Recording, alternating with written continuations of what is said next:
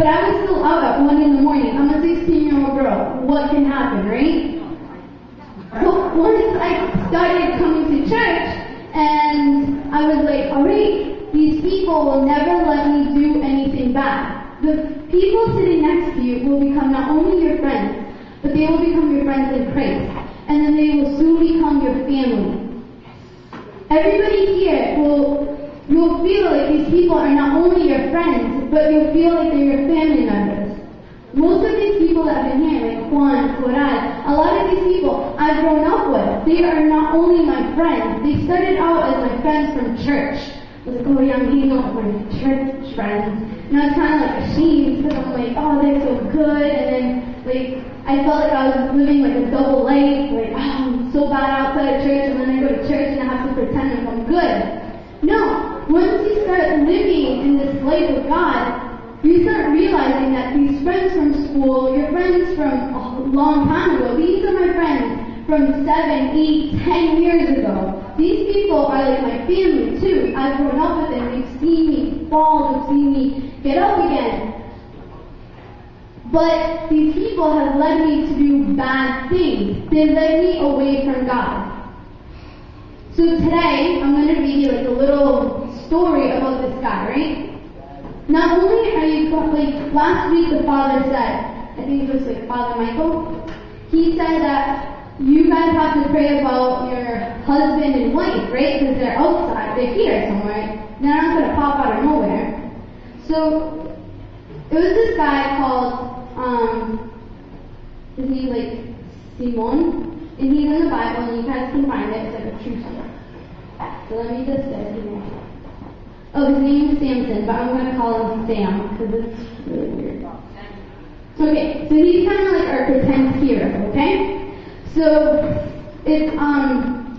He fell in love with this beautiful girl called Delilah, right? And he was like head over heels. If she said, snap your fingers, he will snap his fingers. If she said like, go get me water, and he was like, run like miles to go get her water. He was like whipped, right? Like if we say these days. So he was an Israelite, right? And his girlfriend Delilah was Palestinian, and you guys know that they don't mix, right? They're like huge enemies until this day, right? So these two Palestinian they're not prophets, what are they called? Soldiers were like, oh, we're gonna give you like $100, right? If you like find out Sam's weakness. If you can find his secret, right? If you can find his secret, we'll give you $100. So Delilah went up to him, right? And she was like, Sam, if you love me, you'll tell me, like, what's your biggest secret, right?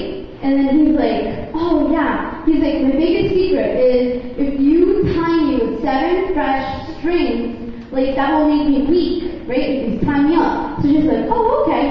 So he obviously thought he could trust her. So he took a nap or whatever, and then she came and took 7 fresh strings, and tied his arms and tied his feet. And then the 2 guards were like, the 2 rulers, they were like hiding in the room. So Delilah goes, Sam, there's 2 like Palestinian soldiers, they're gonna come and attack you. So they like jump out, and then Sam goes, and breaks through. And then she's like, what? She's like, I thought you lied to me. Why would you lie to me? You make me look so foolish. So he's like, I'm sorry. And he's like, alright. She's like, come on, tell me what your real secret is, because you obviously lied to me. He's like, alright, if you tie me up with a new rope, like brand new rope, like that will make me really, really weak. So she was like, alright. So she's like, yes, I'm gonna get my $100. But guys, he was like in love with her, and he thought she loved him. So she waits until the next day, she sneaks into his room and ties him up. And then again, the guards are in there. So now it's the 2 rulers and 2 soldiers. So now it's 4 people trying to attack him, right? So, because Sam was like the superhero, like in the Bible, he's like the super guy, like he was wicked strong, so they wanted to like, kill him. So, she ties him up, and then she goes,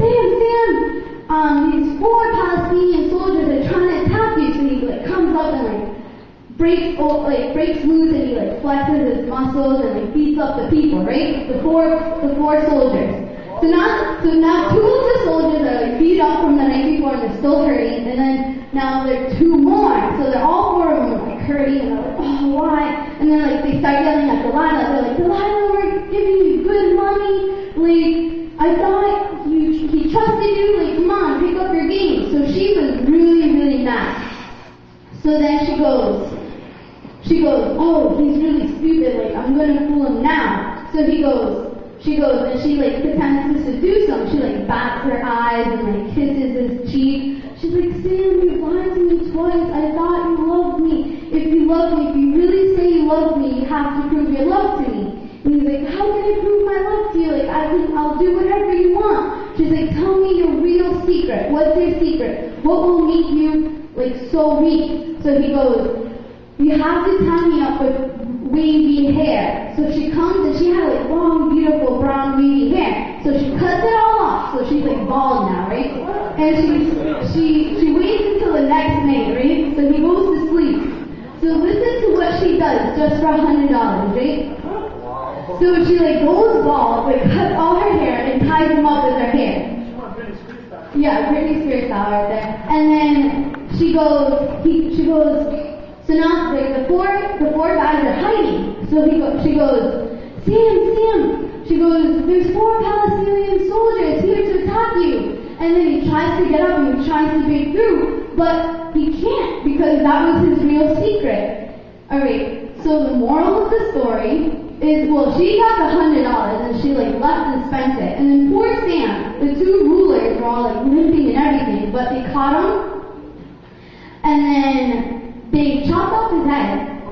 And no, first they took him to jail and then they chopped off his head. So basically the whole point of the story is love is not blind, love is stupid, right? But imagine if he had good friends. If he had friends and they would have been like, alright dude, like, your girlfriend's kind of like tricking you. She wasn't even cheating on him, she just up street betrayed him, right?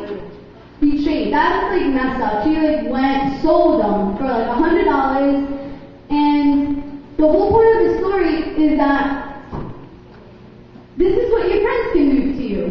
Like, you think you know these people, right? You think you know these people. Like Sam, he thought he knew Delilah, right? Because she was like, oh, you can trust me. No, you can trust me because like, I love you. And then she goes and like sells him over for like $100. And like she just wanted like a brand new dress or something.